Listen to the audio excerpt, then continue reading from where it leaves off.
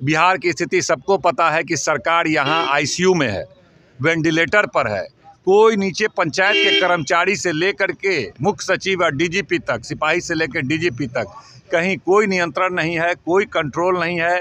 सब भ्रष्टाचार में अकंठ डूबा हुआ है। ये तो प्रमाणित कर रहा है ना कि डर कितना रहे हैं। आपने एक वीडियो भी देखा होगा कि तेजस्वी यादव का डर भाजपा में कितना ज़्यादा है। एक तो उसका नाम मत लो, उसके खिलाफ कुछ बोलो नहीं, अब भी नहीं हो तो कोनो केस में डाल दो, कहीं सीबीआई तमाम एजेंसी को लगा दो, जेल में भेज दो। इसका प्रमाणित करता है कि तेजस्वी यादव मुख्यमंत्री बनने जा रहे हैं और नीचे से ऊपर तक बौखलाहट है। इसी डर में कुछ भी कर सकते हैं। और नीतीश कुमार जी को तो 6 इंच छोट कर दिया गया, देखे नहीं क्या आप लोग? बीजेपी जो है वो बड़ा भाई के भूमिका में आ गया।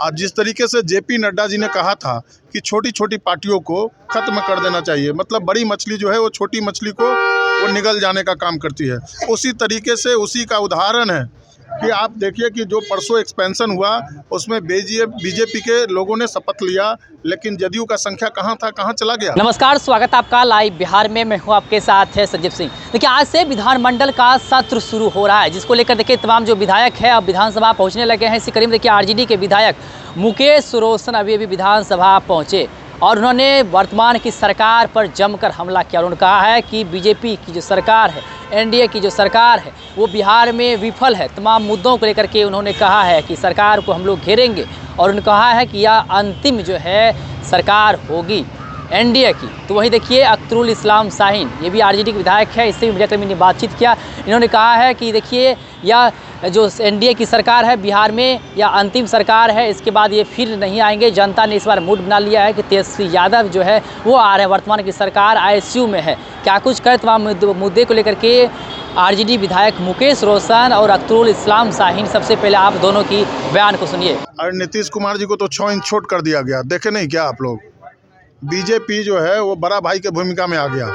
आज जिस तरीके से जेपी नड्डा जी ने कहा था कि छोटी छोटी पार्टियों को खत्म कर देना चाहिए, मतलब बड़ी मछली जो है वो छोटी मछली को वो निगल जाने का काम करती है, उसी तरीके से उसी का उदाहरण है कि आप देखिए कि जो परसों एक्सपेंशन हुआ उसमें बीजेपी के लोगों ने शपथ लिया, लेकिन जदयू का संख्या कहाँ था, कहाँ चला गया।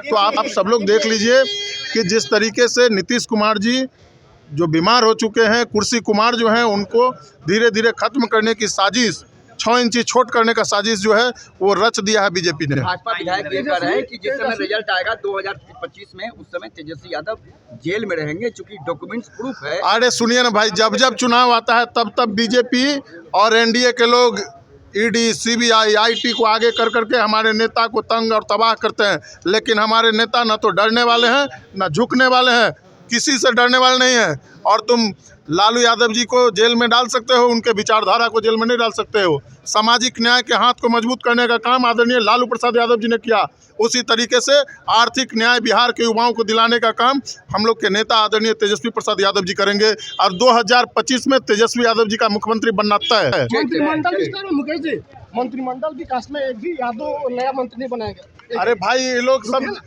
सब जो है ये जात पात में बांटने वाले लोग हैं। हम लोग जो है सामाजिक न्याय की काम करते हैं, सामाजिक न्याय की बात करते हैं। देखिए, एक ये तो लगता है कि एनडीए सरकार का अंतिम बजट सत्र होगा। इस 5 वर्षीय का ही नहीं, अब तक का नीतीश कुमार जी का भी नेतृत्व में जो सरकार है उसका अंतिम बजट पेश आज किया। जब मतलब राज्यपाल का अभिभाषण होगा, कल बजट पेश किया जाएगा। ये अंतिम सत्र के रूप में हम लोग देख रहे हैं। बिहार की स्थिति सबको पता है कि सरकार यहाँ आईसीयू में है, वेंटिलेटर पर है।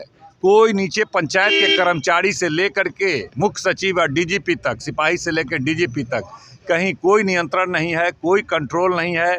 सब भ्रष्टाचार में अकंठ डूबा हुआ है।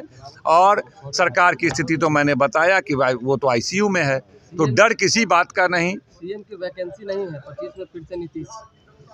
अब ये तो बिहार के लिए दुर्भाग्य होगा कि 20 साल मौका मिलने के बावजूद बिहार आज देश का सबसे पिछड़ा, सबसे गरीब, सबसे अशिक्षित, सबसे बेरोजगार, सबसे ज़्यादा पलायन, तमाम पैरामीटर पे है।